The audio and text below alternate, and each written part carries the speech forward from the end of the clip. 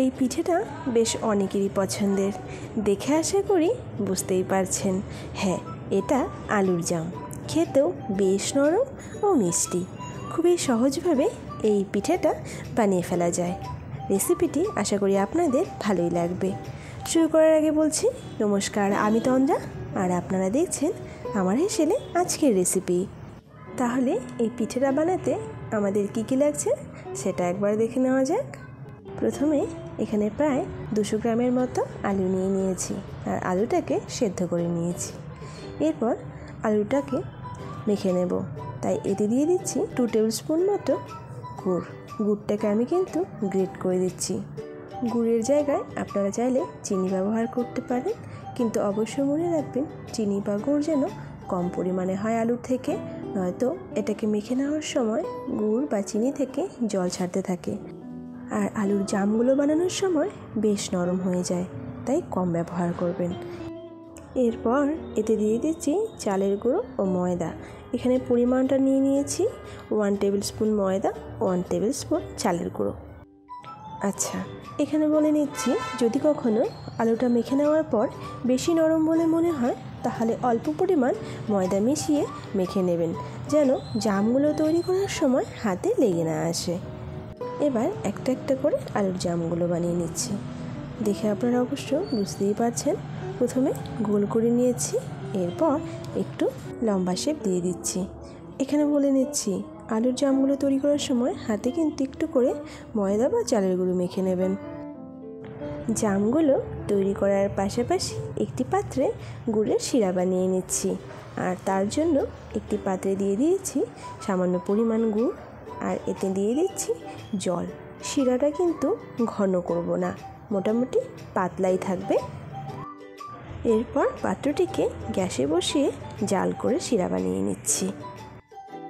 শিরাটা তৈরি হতে হতে এবার আমরা জামগুলোকেও ভেজে নেব। দেখুন, সমস্ত জামই কি সুন্দরভাবে তৈরি করে নিয়েছি। এরপর গ্যাসে একটি কড়া বসিয়ে তাতে তেল দিয়ে নিচ্ছি।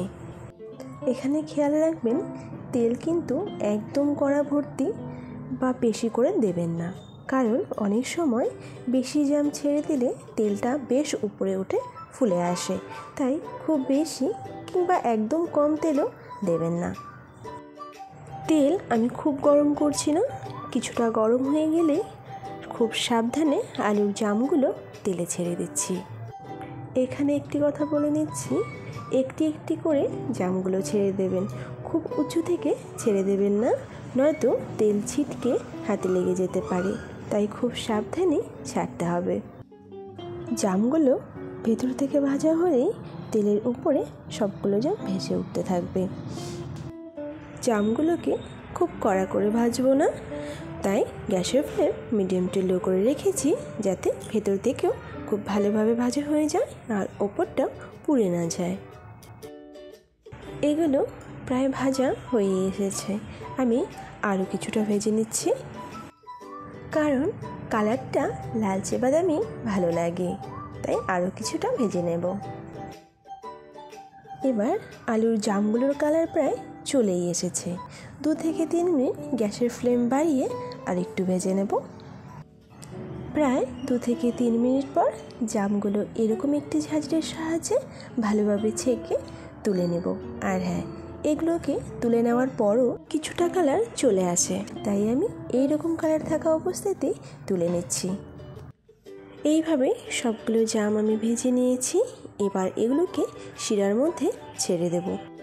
গ্যাসের ফ্লেমটা বন্ধ করে দিয়ে আমি খুব সাবধানে জামগুলোকে এর মধ্যে দিয়ে দিচ্ছি।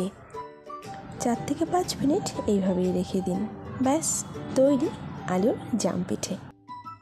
আলুর জামগুলো কিন্তু বেশ নরম হয়েছে আর খেতেও বেশ ভালো। রেসিপিটি যদি আপনাদের ভালো লেগে থাকে, তাহলে অবশ্যই সকলের সঙ্গে শেয়ার করুন। দেখা হচ্ছে আবারও একটি নতুন রেসিপি নিয়ে।